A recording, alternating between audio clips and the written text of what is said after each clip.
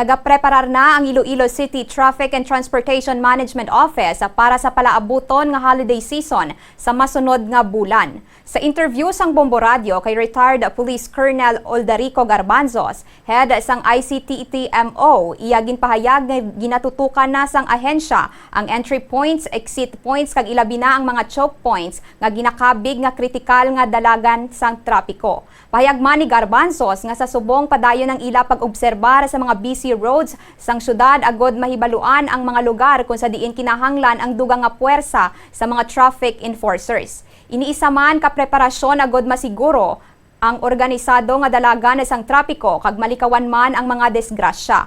Ang mga nasambit nga bahin sang syudad kung sa diin masami ang nagapugok ang mga salakyan amo ang yara sa Benigno Aquino Jr. Avenue o kon Diversion Road, Haro Plaza to Haro Public Market, La Paz Market Area kag amuman sa bahin sang Isnart kag JM Basa Street. Padayon man ang pagtuon sang ahensya kung ano ang mas maayo nga pagdumala sang trapiko sa syudad sa nagahilapit nga bulan sang Disyembre.